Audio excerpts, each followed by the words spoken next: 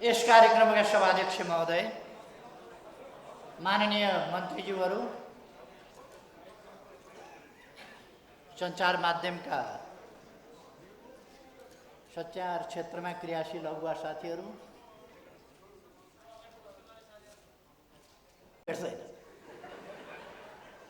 मूर्ख चोर भयो भने ती दसी छोड्या हुन्छ, के छोड्या हुन्छ, पक्रिहाल्छ यसरी।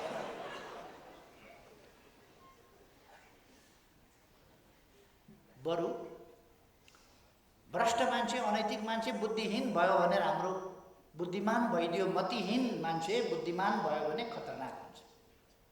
त्यसले बुद्धि खेलाएर बर्बाद गरिदिन्छ।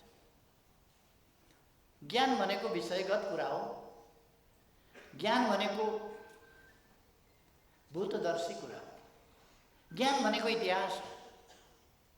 ज्ञान भनेको अरूले प्राप्त गरेका अनुभवहरूको सङ्कलन हो। ज्ञान भनेको विगत हो। हामीले मतिलाई ठिक ठाउँमा राख्ने, आफ्नो बुद्धिको सही ढङ्गले सही ठाउँमा देश जनताका लागि, मानव जातिका लागि, त्यसको हितको पक्षमा प्रयोग गर्ने र आफूले प्राप्त गरेको ज्ञानलाई आधार बनाएर रचनात्मक ढङ्गले, सृजनात्मक ढङ्गले, इनोभेटिभ ढङ्गले हामी अगाडि बढ्ने। जानेकै ज्ञान मात्रै त इतिहास हो। जानेकै ज्ञान मात्रै भूत हो, भूतपूर्व कुरा हो। त्यसकारण इनोभेटिभ हुनुपर्दछ र मात्रै विकास हुन सक्दछ।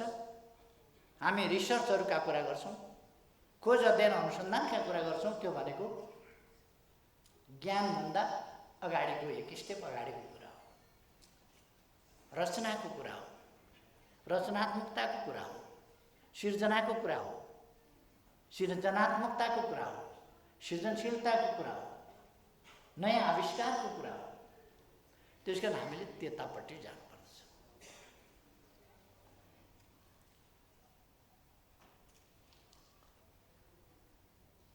सबभन्दा हामी आज कहाँ छौँ भन्ने कुरा हामीले बुझ्नुपर्छ र हाम्रा कामहरूको परिणाम के हुन्छ भनेर बुझ्नुपर्छ। एक जमाना थियो, कुनै चरालाई चिठी बोकाएर पठाउने। पहिले त्यो चरालाई त्यो ठाउँमा पुर्याउनु पर्यो, त्यो ठाउँ देखाउनु पर्यो अनि ल्याउनु पर्यो, नत्र चराले कुरा बुझ्दैन। फेरि त्यहाँ पुर्याउनु पर्यो, देखाउनु पर्यो, ल्याउनु पर्यो अनि उसलाई मुखमा पत्र चेपाइदिनु पर्यो अनि उडाइदिनु पर्यो त्यता फर्काएर। अनि ऊ जान्छ त्यो चिठी बुझाएर, उसले बुझ्छ कि हो त्यहाँ पुर्याइदिनु पर्ने हो। अनि त्यताबाट जा भनेपछि फर्के भनेपछि फेरि फर्किन्छ। जति बेला उसले चिठीको जवाफ दिन्छ। चिठी पत्र हाम्रो त्यस्तो हुन्थ्यो। हामी सन्देशहरूलाई कस्तो एउटा उसमा लिन्थ्यौँ, कुन्ती मोक्तानको गीत जस्तो। आगो भरभर आयो आज, आगो भरभर आयो, परदेशबाट आउँछन् कि क्या हो, आगो भरभर आयो। न मोबाइल थियो न केही थियो। अरब जाने हो भने चिठी कहाँबाट पठाउने, त्यो कताबाट पठाउने चिठी, कसले लिएर आउँछ चिठी? चिठी त आउँदैन थियो। त्यस्तो अवस्थामा आगो भरभर आयो भने, आँखो फरफर आयो भने आदि यस्ता सङ्केतहरू खोजेर चाहिँ सन्देश मान्ने। आज पाहुना आउँछन् कि क्या हो, यस्तो भयो भन्ने चलन थियो। त्यो मैले आफैले पनि भोगेको हो। कुन्ती मोक्तानले गीत मात्रै गाएको होइन कि हामी आफैले पनि भोगेको कुरा हो। यस्तो भयो, यस्तो हुन्छ कि क्या हो।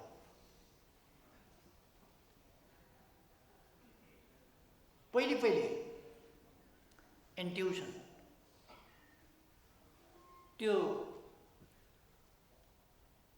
जब सम्बन्ध अत्यन्त प्रगाढ हुन्छ, त्यस्तो सम्बन्ध प्रगाढमा त्यसका सङ्केतहरू जान्छन्। जस्तो आफ्नो सन्तान कहीँ सङ्कटमा पर्यो भने आमाहरूले पहिले धेरै थाहा पाउँथे, किनभने सेन्सिटिभ हुन्थ्यो। अहिले त ठेस लाग्यो भने अघि नै फोन गरिहाल्छ, मम्मी मलाई त ठेस लाग्यो खुट्टा भनेर। त्यसकारण आमाहरू पनि धेरै सेन्सिटिभ हुन छोडे। त्यसकारण इन्ट्युसन पनि कमजोर हुँदै गयो।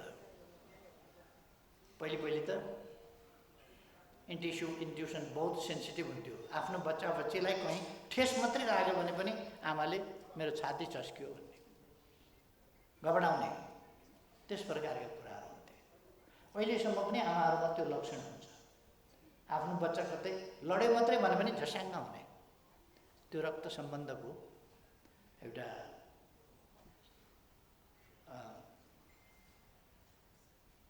एक खालको टेलिपेथी। पहिले मान्छेहरूको टेलिपेथिक क्षमता अलिक हाई थियो। अब हामी यन्त्रहरूको प्रयोग गर्दै गयौँ र हाम्रो टेलिपेथिक क्षमता लगायतका अनेक इन्ट्युसन वा टेलिपेथिक क्षमता जस्ता कुराहरू न्यून हुँदै गए, कमजोर हुँदै गए। त्यस जमानाबाट हामी विकास गर्दै आयौँ। 20औं शताब्दी हरेक क्षेत्रमा, विज्ञानको प्रविधिको क्षेत्रमा, खास गरी यातायात र सञ्चारको क्षेत्रमा, हवाई यातायात होस्, अरू क्षेत्र होस्, यी क्षेत्रहरूमा असाधारण प्रगति गर्यो। र 20औं शताब्दीको एउटा शताब्दी असाधारण प्रगतिको शताब्दी रह्यो। असाधारण प्रगतिको, यो सामाजिक परिवर्तनको सन्दर्भमा, सामाजिक जागरणको सन्दर्भमा, सामाजिक चेतनाको सन्दर्भमा, अथवा वैज्ञानिक खोज अध्ययन अनुसन्धानको क्षेत्रमा, चिकित्सा विज्ञानको क्षेत्रमा, अन्तरिक्ष विज्ञानको क्षेत्रमा, अनेक क्षेत्रमा यो असाधारण उन्नति प्रगतिको शताब्दी रह्यो 20औं शताब्दी। चन्द्रमामा मान्छे पनि त्यही बेला पुग्यो। सामाजिक न्याय र समानता सहितको प्रणाली हुनुपर्छ भनेर अक्टोबर क्रान्ति जस्ता क्रान्तिहरू त्यसै समयमा भए। वर्गीय उत्पीडन हुन हुँदैन, अब गरिबलाई गरिब भएर बस्न मन्जुर छैन भनेर जनताले शोषण र दमनका विरुद्ध शङ्खघोष गर्ने अवधि पनि त्यही रह्यो।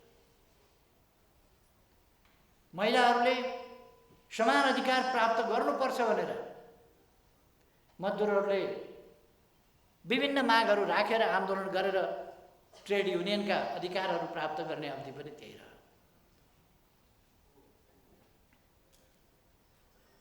उन्नाइस सय 19 आइएलओ बन्यो। 1919 देखि त्योभन्दा अगाडि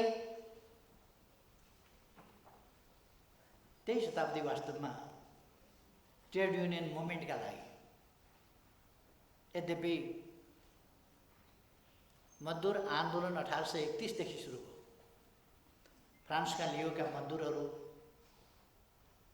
तान बन्ने मजदुरहरूबाट सुरु भयो। तर त्यो बढ्दै गएर चार्टिस्ट आन्दोलन आदिको रूप हुँदै, पेरिस कम्युन हुँदै, तर त्यो एउटा विकासको आधार मात्रै खडा हुँदै थियो, चेतनाको आधार मात्रै, न्याय र समानताको आधार मात्रै खडा हुँदै थियो। 20औं शताब्दी यस्तो शताब्दी बन्यो जो वास्तवमा परिवर्तनको शताब्दी, खोज अध्ययन र अनुसन्धानको शताब्दी बन्यो। र समाज सबभन्दा तीव्र गतिमा परिवर्तन त्यसै बेला भयो। टेलिभिजन 20औं शताब्दीको देन हो, मोबाइल 20औं शताब्दीको देन हो, यस्ता अनेक कम्प्युटर 20औं शताब्दीको देन हो। यी सबै कुरा 20औं शताब्दीका देन हो। 20औं शताब्दी तीव्र विकास र परिवर्तनको शताब्दी रह्यो। आज हामी 21औं शताब्दीको 2 दशक पार गरिसकेका छौँ। 20औं शताब्दी त्यो तीव्र विकासको उन्नाइस सय 3 मा प्लेनको आविष्कार हुन लाग्दै थियो। 1903 मा, 20औं शताब्दीको सुरुमा। 20औं शताब्दीको बीचमा आइपुग्दा अमेरिकाबाट बम बोकेर गएर जापानमा खसालेर मान्छे सिद्ध्याउने खालको कुरा भयो। पहिले बारुदसम्मको विकास थियो, परमाणु अस्त्र एटम बम, एटमिक इनर्जी आदिको शताब्दी भयो, 20औं शताब्दीमा पुग्दा। यसै गरेर सञ्चार क्षेत्रका उपलब्धिहरू पनि साह्रै ठुला ठुला उपलब्धिहरू भए। स्वास्थ्य क्षेत्रको प्रगति पनि मैले भनिरहनु पर्ला जस्तो लाग्दैन। आज 20औं शताब्दी 21औं शताब्दी कस्तो भइसक्यो भने 2 पल्ट किडनी फेरेर 4वटा किडनी लिएर काम गरेको मान्छे म तपाईँहरूको अगाडि बोलिरहेको छु। यो 20औं शताब्दीको योगदान हो। 20औं शताब्दीको सुरुमा मान्छेमा एउटा सुँगुरको किडनी पहिलोपल्ट राखेर कोसिस गरिएको थियो पहिलो दशकमा, 20औं शताब्दीको पहिलो दशकमा। 20औं शताब्दीको मध्य 1953 तिर आइपुग्दा अनि अलिक किडनी ट्रान्सप्लान्ट सुरु भएको थियो। 71 यता आइपुगेपछि बल्ल त्यो सफल ट्रान्सप्लान्टको 1971 बाट बढी सफल ट्रान्सप्लान्टको अवधि सुरु भयो। 50 वर्ष भएको छ बल्ल। त्यस यता असाधारण प्रगति भयो। इजरायलमा एकजना मान्छे 5 पल्ट किडनी ट्रान्सप्लान्ट गरेर काम गरिरहेका छन्। आफ्ना पहिलेका 2टा समेत 7वटा किडनी हुन्छ। पेटभरि किडनी नै किडनी। यो विज्ञान प्रविधिको विकास। अब म तपाईहरुलाई भन्न खोजेको के हो भने यो तीव्र विकासको क्रममा हामी छौं। तीव्र विकासको क्रममा। तीव्र विकासको क्रम कहीं पनि कुनै पनि तीव्र विकासको क्रमलाई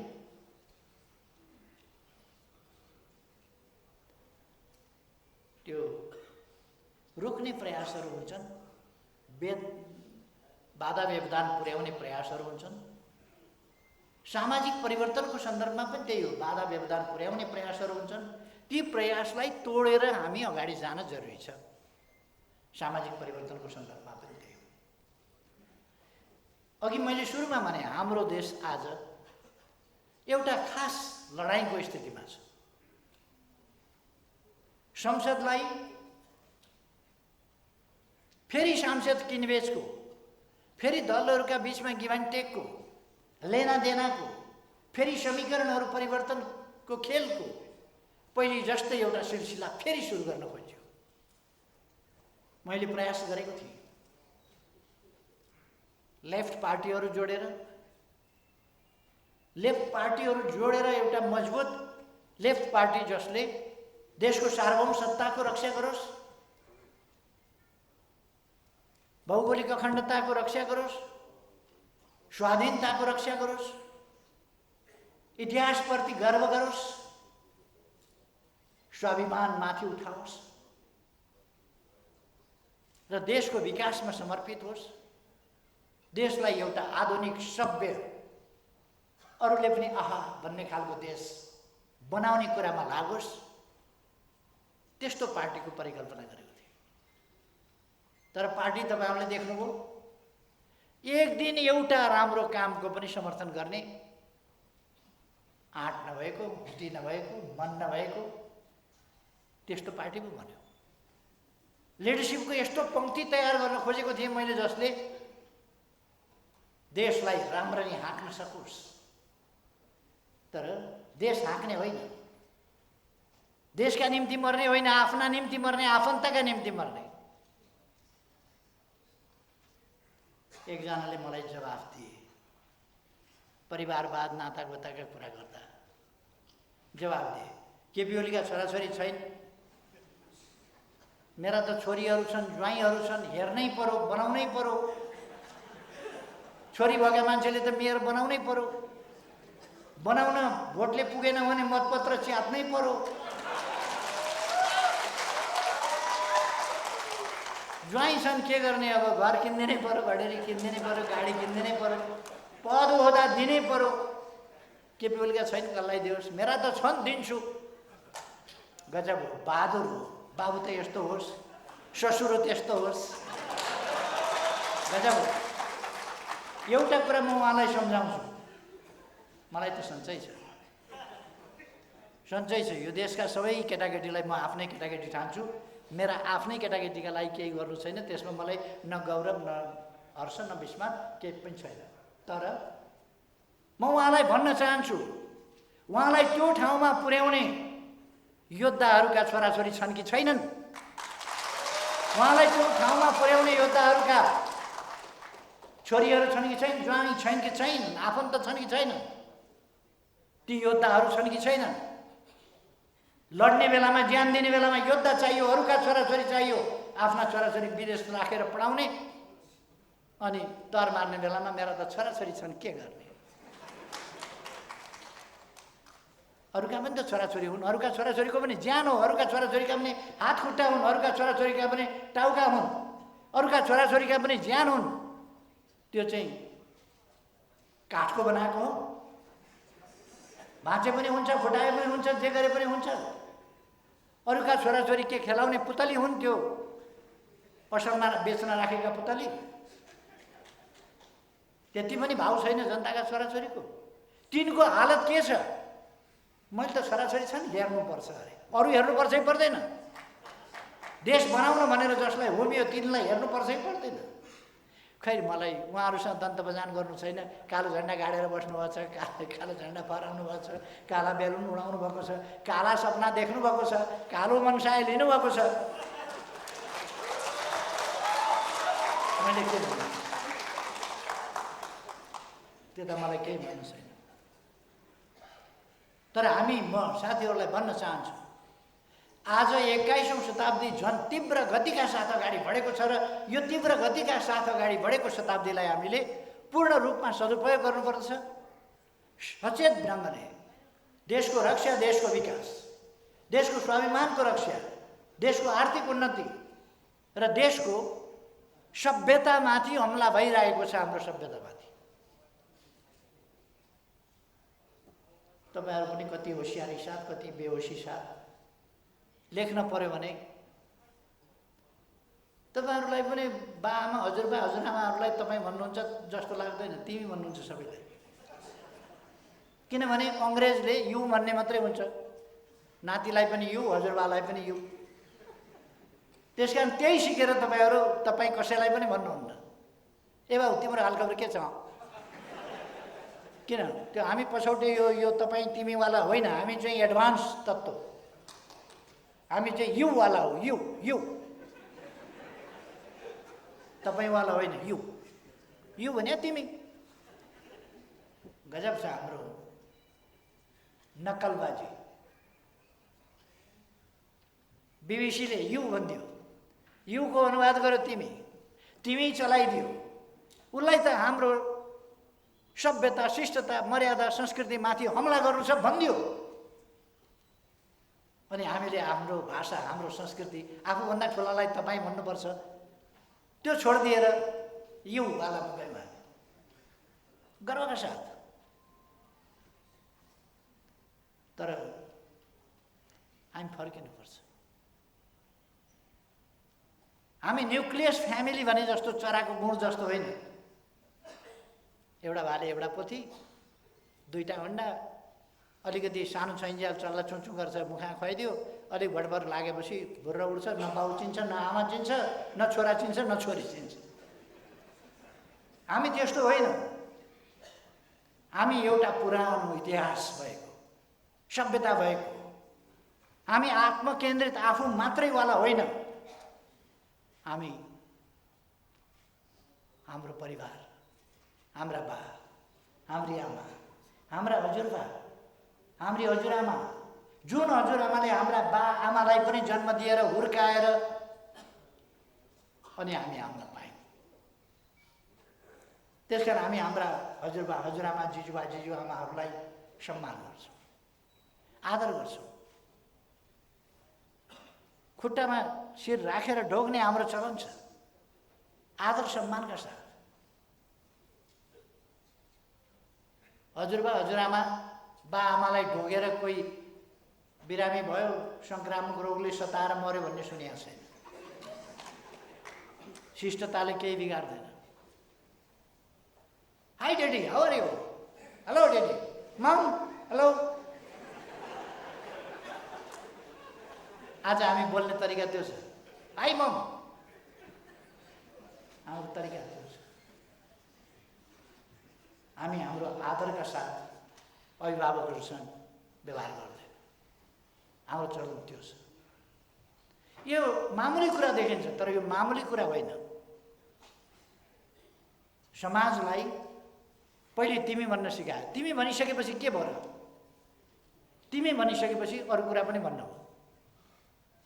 सम्मान गरेर छोडेपछि, हिजो गणतन्त्र हुँदा, के अरे राजतन्त्र हुँदा, दरबार हुँदा, त्यहाँ राजा हुँदा, राजाका श्रीमती हुँदा, राजाका छोराछोरी हुँदा, त्यसबेला हामी कसरी बोल्थ्यौँ?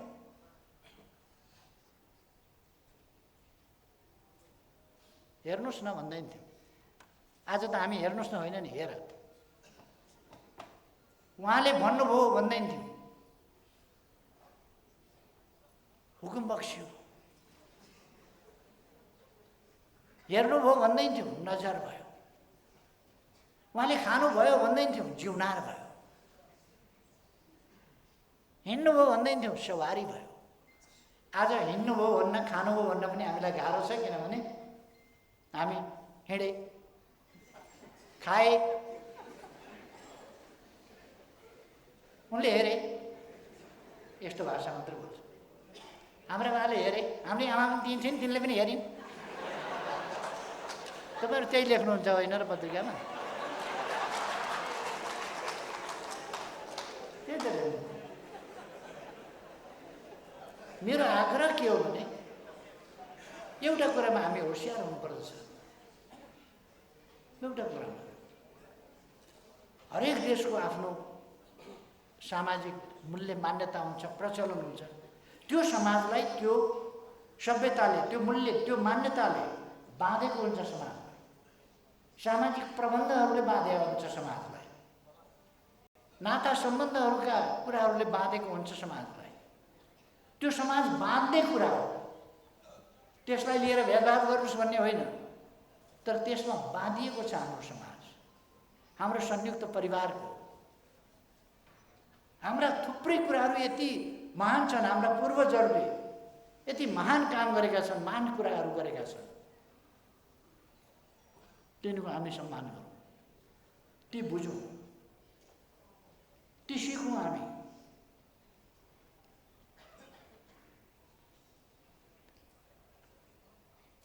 अब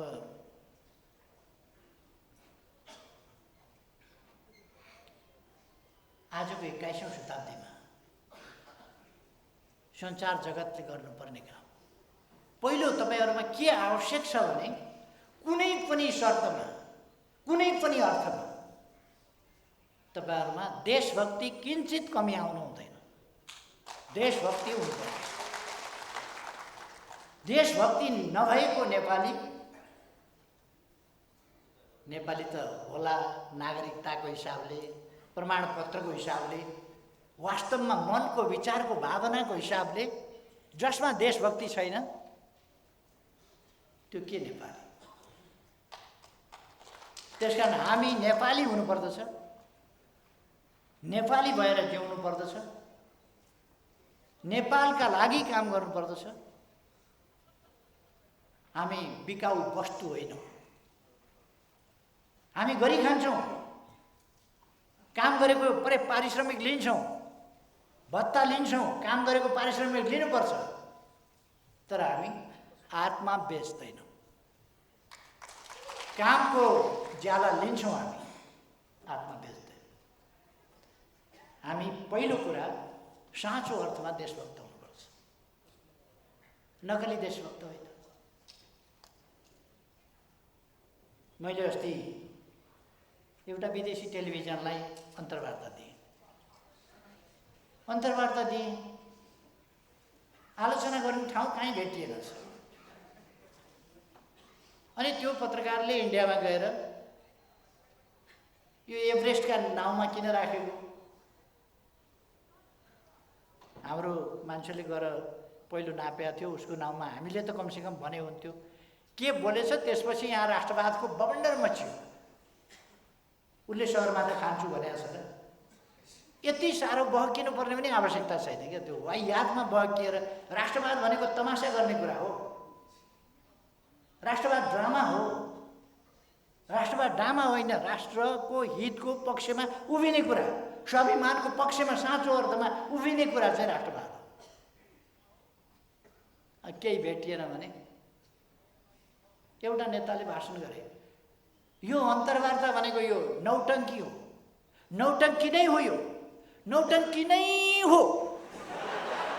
एउटा नेताले भाषण गरे, नौटङ्की नै हो। अनि कसरी नौटङ्की भयो त्यो बताइदिनुहोस् न त। त्यो छैन नौटङ्की, बोल्ने ठाउँ केही पनि रहेन।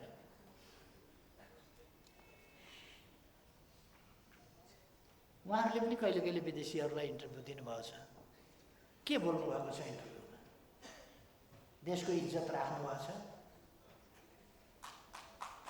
नकली कुरा गर्नु देशभक्ति होइन। साँचो अर्थमा हामीले हाम्रो देशलाई माया गर्नुपर्छ, यस देशका हितको पक्षमा उभिनुपर्छ। अर्को कुरा, मानव जाति सदैव अधिकारको पक्षमा हुन्छ। आफ्नो अधिकार, त्यो अधिकार प्राप्त गर्ने, प्रयोग गर्ने, अवसरसम्म पुग्ने अवसरको पक्षमा हुन्छ।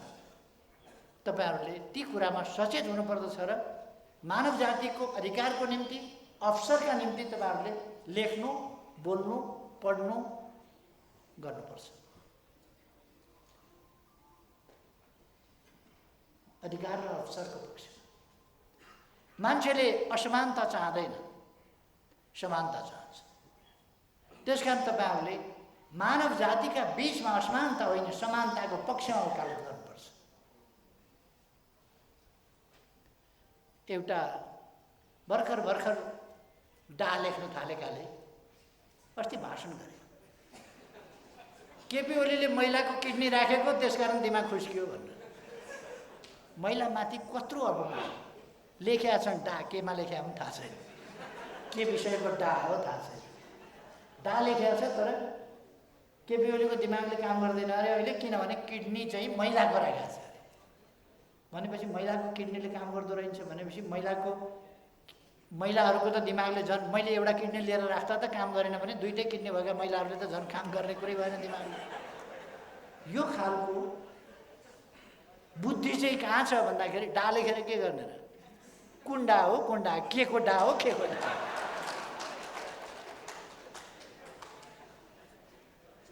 तपाईहरुको बुद्धि त्यस्तो कोल्टे नपरोस्। तपाईहरुको बुद्धि ठिक बाटोमा जाओस्। तपाईहरुले सामाजिक न्याय र समानताको पक्षमा कुरा गर्नुपर्दछ, अधिकारको पक्षमा कुरा गर्नुपर्छ, अवसरको पक्षमा कुरा गर्नुपर्छ, हिंसाका विरुद्ध कुरा गर्नुपर्दछ, शान्तिको पक्षमा कुरा गर्नुपर्छ, निर्भय वातावरण, सबैले निर्भय भएर बाँच्न पाउने वातावरणको पक्षमा तपाईहरुले कुरा गर्नुपर्दछ। तपाईहरुले स्वस्थ लोकतान्त्रिक आचरण व्यवस्थाको कुरा गर्नुपर्छ, अभ्यासको कुरा गर्नुपर्दछ। आफ्नो जीवनमा पनि उदाहरणीय बन्ने अभ्यास गर्नुपर्छ। तपाईको जीवनशैली, तपाईको रहनसहन देखेर अरूले पनि यस्तो हुनुपर्छ। तपाईहरु यस पार्टीसँग सम्बद्ध, आबद्ध, निकट जे हुनुहुन्छ, यो पार्टीसँग निकट भएको हुनाले म तपाईहरुलाई आग्रह गर्न चाहन्छु। पत्रकार हुँ भन्ने बित्तिकै तपाईलाई हेर्दैखेरि मान्छेले तपाईहरु फलानु पार्टीको हो भनेर आफै सोधोस्, चिनोस् तपाईहरुलाई, तपाईहरुको आनी बानी बर व्यवहार त्यसरी चिनोस्। तपाईहरुले सम्प्रेषण गरेको समाचारमा सत्यता छ के भनेर कसैले आशंका गर्ने स्थिति नहोस्। तपाईहरु समाचार स्वार्थका लागि उल्टापल्टा समाचार नपठाउनुहोस्। आफ्नै स्वार्थका लागि पनि असत्य समाचार सम्प्रेषण नगर्नुहोस्। रिस उठ्यो भने पनि नचाहिने कुराहरू नलेख्नुहोस्। कहिले कहिले कोहीको मान्छे मन पर्दैन, यद्यपि मन पराउने नपराउने रिस उठ्ने आदि कुराहरू छोडिदिनुपर्छ। तर पनि तपाईँहरूलाई रिस उठिहाल्यो भने पनि रिस उठ्यो भन्दैमा झुटा कुरा नहुने कुरा कसैको बारेमा लेख्नु वाञ्छनीय हुँदैन। त्यसकारण तपाईँहरूले जनताका पक्षमा, लोकतन्त्रका पक्षमा, लोकतान्त्रिक प्रणालीका पक्षमा उभिनुपर्छ। अहिले आफ्ना स्वार्थका लागि, व्यक्तिगत स्वार्थका लागि देशमा स्थिरता हुन नदिएर, स्थिरता जहाँसुकै जाओस्, देश विकास जहाँसुकै जाओस्, लोकतन्त्र जहाँसुकै जाओस्, आफ्नो स्वार्थ पुरा गर्नका लागि कुदेका 2-4 जना, त्यस प्रकारको मती हामी कसैले लिनु हुँदैन। हामी बहुतै दृढताका साथ तपाईँहरूको सङ्गठन सही विचारमा एकताबद्ध र सक्रिय हुनुपर्दछ। तपाईँहरूसँग ज्ञान छ, सिप छ, लेख्न जान्नुहुन्छ, बोल्न जान्नुहुन्छ, सबै कुरा गर्नुहुन्छ, तर गलत गर्नुभयो भने, सिप मिलाएर, तरिका मिलाएर गलत कुरा गर्नुभयो भने त्यसले देशलाई फाइदा गर्दैन। तपाईँसँग सिप छ, चुप लाएर बस्नुभयो भने हात बाँधेर, तपाईँ कलम चलाउनुहुन्न, कम्प्युटर चलाउनुहुन्न, तपाईँको ल्यापटप चल्दैन, आइप्याड चल्दैन भने तपाईँको ज्ञान, तपाईँको बुद्धि तपाईँको भित्रै रहेको दौबादीमा फलाम खानी छ, अहिलेसम्म हामीले निकालेको छैन, तपाईँको ज्ञान बुद्धि पनि त्यस्तै हुन्छ। दौबादीमा फलाम खानी छ, अलिअलि फलाम भएर थोरै सामतिर डल्लो अलिकति भएर खानी छ, तर भर के हाल्ने निकालेको छैन हामीले। तपाईँले आफ्नो ज्ञानलाई, आफ्नो सिपलाई, आफ्नो क्षमतालाई प्रयोग गर्नु भएन भने दौबादीको फलाम खानी जस्तै हुन्छ, ननिकालेको। 21औं शताब्दीमा यति गतिसाथ अगाडि बढेको शताब्दीमा तपाईँले आफूलाई अप टु डेट राख्नु भएन भने, नवीकरण गर्नु भएन भने, दैनिक तपाईँले आफूलाई नवीकरण गर्नुपर्छ। अत्यन्त तीव्रताका साथ दुनियाँ चलिरहेको छ र तपाईँसँग त्यो नवीकरण गर्ने विज्ञान, प्रविधि, सञ्चार माध्यमको विकासले आफूलाई तीव्रताका साथ तुरुन्तै अध्यावधिक लगातार गर्ने त्यो अवसर तपाईँलाई उपलब्ध गराएको छ।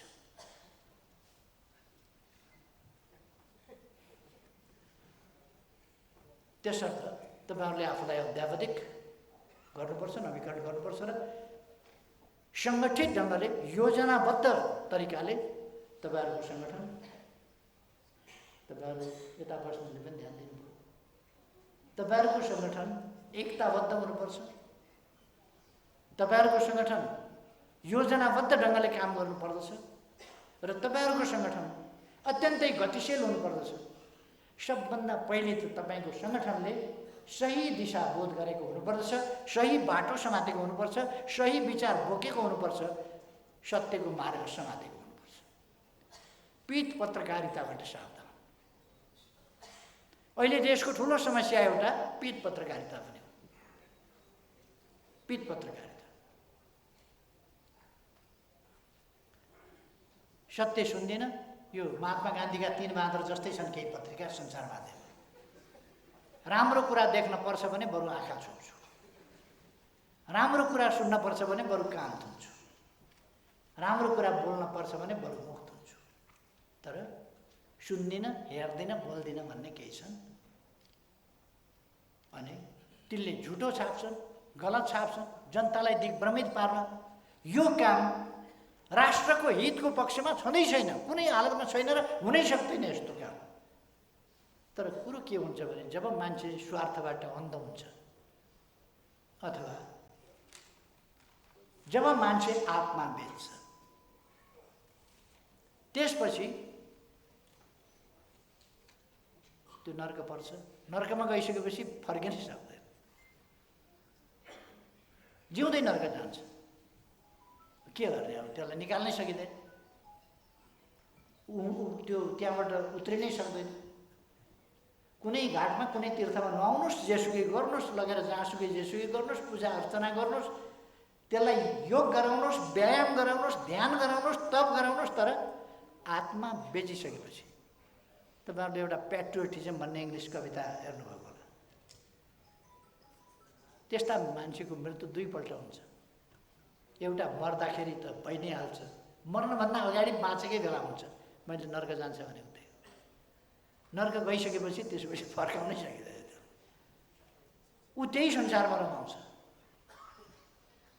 त्यहीलाई उसले बहादुरी ठान्छ। फलानालाई मैले आज ठोकिदिएँ, फलानालाई बिगारिदिएँ, दिएँ मैले आज दनक गजबसँग दिएँ, दण्ड पर्छ। तर फेरि पनि म भन्छु सत्यमेव जयते। त्यस्ता खालका पीत पत्रकारिताहरू आफै पर लाग्छन्। किनभने पीत पत्रकारिता नगर्ने, पीत पत्रकारितासँग जुझ्ने, साँचो पत्रकारिता गर्ने, पत्रकारिताको धर्म बचाउने, पत्रकारिताको धर्म फलाउने तपाईँहरू जस्तो समूह पनि छ। यो समूह विशाल छ, विशाल छ यो समूह, जो देशको पक्षमा, जनताको पक्षमा लड्छ, लोकतन्त्रको पक्षमा लड्छ, सत्यको पक्षमा लड्छ। तपाईँहरूको कलम त्यसै गरी चलोस्। मैले अघि 20 मिनट भनेको थिएँ, धेरै मिनट गइसकेछ। अब मैले बिदा लिनुपर्छ, मेरो अर्को फर्मल कार्यक्रम छ, म दौडेर जानुपर्छ। त्यसकारण मैले बिचैमा बोल्न खोजेँ। छोटो बोल्न सिकाउँला आज मन्त्रीजीहरूलाई भनेको, त्यो पनि भयो। साथीहरूलाई धेरै धेरै धन्यवाद। तपाईँहरूको कार्यक्रम सफल रहोस्। तपाईँहरूमा धेरै धेरै शुभकामना। धन्यवाद, आभार एवं कृतज्ञता ज्ञापन गर्दछु सम्माननीय प्रधानमन्त्री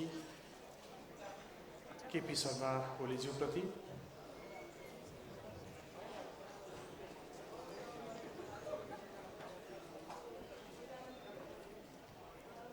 उहाँ हाम्रो माझबाट बिदा हुँदै हुनुहुन्छ।